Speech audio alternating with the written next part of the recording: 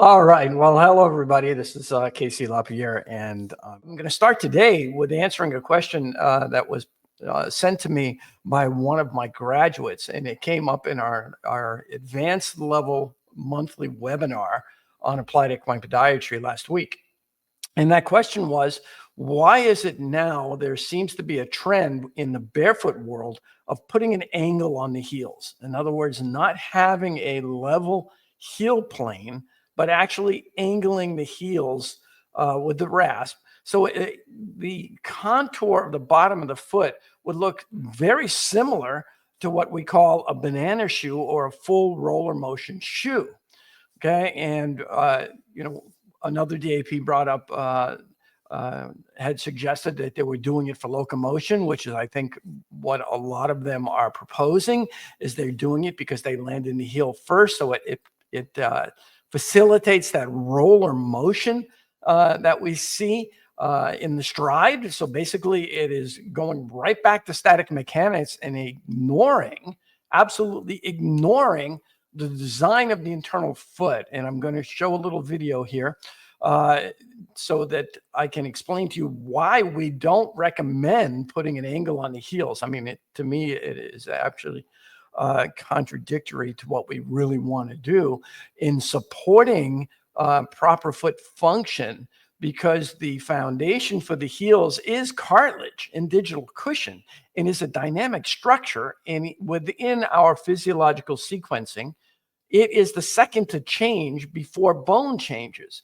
So, I said it several years ago that, in my class, that the barefoot movement is on a fast track to get to where the farriers have gotten to. It's taken them decades, and the barefoot movement is getting there in less than in just a couple of decades. It's taken the farrier industry over 100 years to get to where it is right now, still practicing to static mechanics,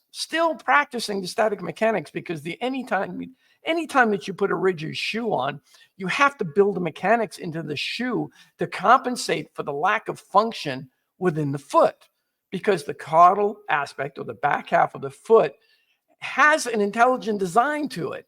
Cartilage has a design, and it is meant to reduce torque on the joint. And if the heels cannot instigate that distortion, or actually apply that distortion to the cartilage so that forces can be dealt with correctly, we have to implement some type of artificial biomechanics to compensate for that. And that's what that rocker shoe is, and having the angle in the shoes, because the cartilages become they do not function correctly with a rigid shoe. So they build the mechanics into it by having it land in the heel and continue to rock through, or that full roller motion shoe. I mean, I took that off of a horse back in 2019, a high-level show jumper that was, at the time, 16 years old. And the rider and the trainer were saying that this horse just wasn't moving correctly. So they were trying to compensate for this poor locomotion by putting on this full roller motion shoe. So we removed that full roller motion shoe, and we actually put it into our perfect hoof wear after a balanced trim, which does not put any angle on the heel, because we want to use the ground surface of the heel as the instigator for the appendage, so that the cartilage can do its job to reduce torque on the joint. This is biomechanics. This is the intelligent design, and it's backed by science, because all you have to do is look at the anatomy and see that this is the case. And that's what I'm going to do, is I'm going to show you a little video here that was done probably over a year ago, or a couple of years ago, that shows the difference between under-on heels. In other words, heels having an angle on them. Okay, we don't even have to trim it into it, but we're going to show you what that means, and we'll show you what a healthy foot is. And I hope you can connect the dots. Okay, so let's just take a look at this. All right, I've shared my screen here. So this is available on our website, applied-equinepodiatry.org, under videos. There is no, there's no audio in the beginning, I believe. It picks up audio, and I will stop talking when we get to that. Okay, so here we can see we have an angle, and if we were to put more angle on that heel, it would be actually creating pressure on the underlying dermis. I want to go back to that for just 1 second. Okay, so if we were to put an angle on that heel as it's proposed, so that we get this roller motion or this rocking motion, it's actually going to be putting pressure on the appendage, the palmar appendage of the heel. And that easily changes its conformation. And having that change the conformation just perpetuates underrun heels. And it actually shortens the lever arm of the cartilage to the joint, which means it's going to increase the level of torque that the joint is subjected to. Okay, so it just makes no sense whatsoever. Sorry. Okay, so let's just continue on.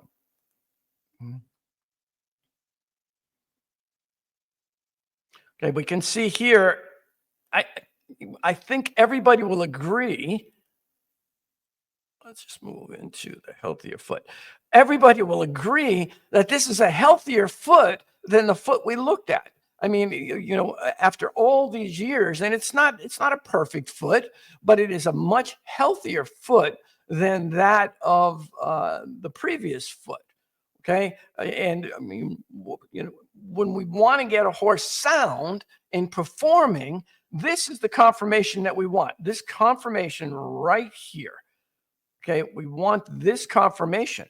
So if we're applying an angle here, it's going to change the conformation of that cartilage, which makes no sense whatsoever. So in the HPT method, okay, we propose that you have a flat heel plane that acts as an instigator to deliver the stimulus correctly. It would be like changing the hanger of a leaf spring on a car. Okay, so when it's attached like this, so everything works correctly. If we were to change it like this, well, it's not going to work correctly. So it's just biomechanics. It's very basic, very basic. Okay, so let's just continue on.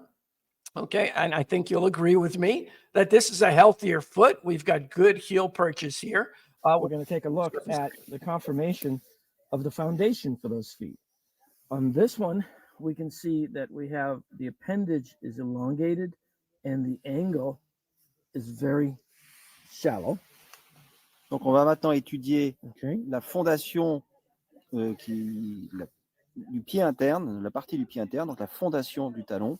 Et on voit sur celui-ci que l'arrière du cartilage ingulaire, qui sert de fondation, est extrêmement incliné vers l'avant.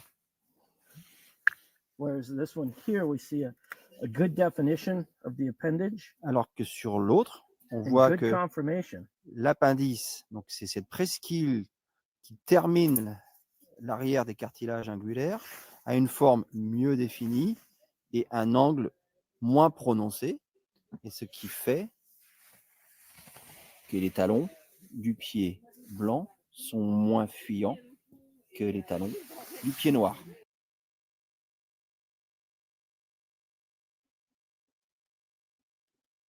All right, so let's just stop sharing that for a minute. All right, so I mean, that's a pretty simple one. I'm going to bring up another one that shows you how underrun heels affect the torque on the joint. Okay, so this is a little video that I did. Again, this was done several years ago. So I want to show you this little video so that you can see. It's only a minute long, but I want you to see how changing the conformation of that caudal appendage, of that palmar appendage for your heel, which is responsible for the conformation of what you see in the hoof. If we were to put an angle on it and that cartilage were to take on that conformation, I want to show you how it changes how this foot will distort. Okay.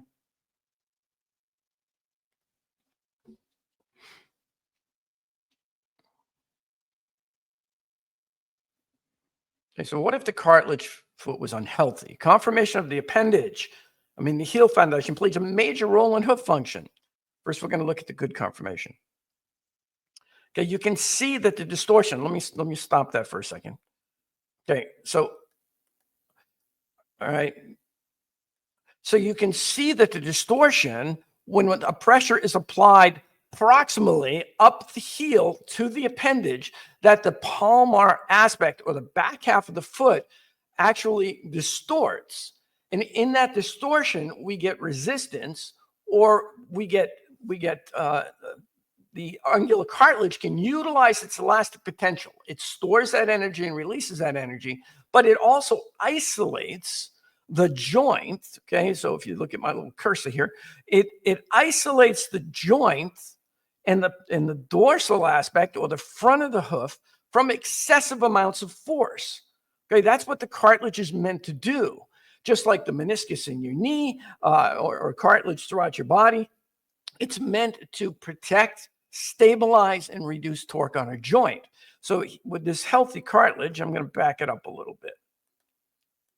Okay, and I'm going to see if I can do this slowly. No, okay. So I'm going to bring it back.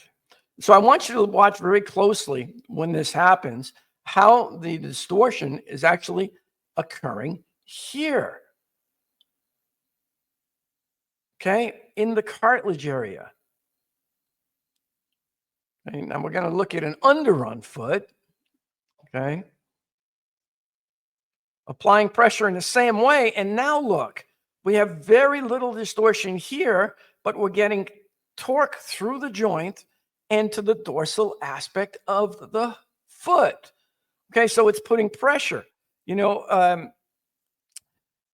This is a good example of what occurs when this actually happens is bull nose and underrun heels and hind feet.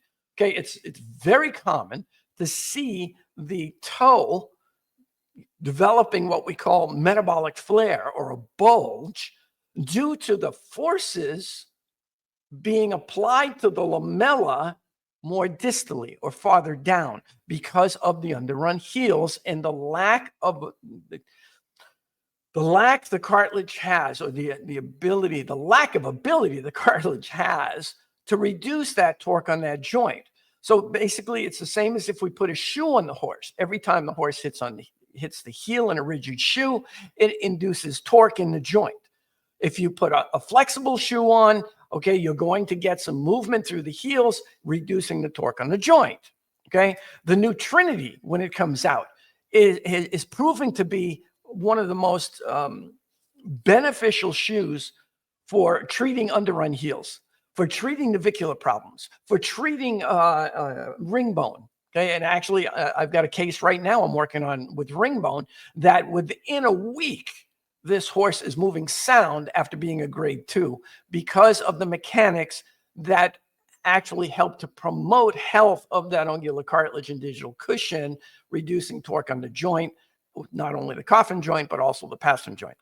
Okay, so this is all science-based evidence to support not putting an angle on the heels like it's being proposed right now. I really hope that disappears. Okay, so if anybody wants to know why in the HPT method, balance method, the high performance trim balance method, I establish a flat heel plane, it's because of the underlying foundation. Okay, so let me just finish this up. Okay, so you can see the comparison between the two here. Proper conformation is required for correct distribution of force. Okay, we maintain that. We maintain that conformation, or we promote that conformation by trimming that conformation into the hoof. Okay, because the underlying dynamic will take on whatever we trim into that hoof. Okay, that goes back to that old saying. Okay, I was taught as a farrier over 40 years ago. I was taught as a farrier that everything on the inside, everything on the outside is a mirror image of the inside. I'll say it again. Everything on the outside is a mirror image of the inside. Well, that makes me slave to whatever I see. Okay. And one way to overcome those lies is to understand the truth. And the truth is everything on the inside is a mirror image of the outside. Okay. We've bought into a bunch of lies, is what we've done. All right. So, everybody, have a great day. Have a God bless day. And we will talk to you again on Intelligent Design Hoof Care. Thanks, guys.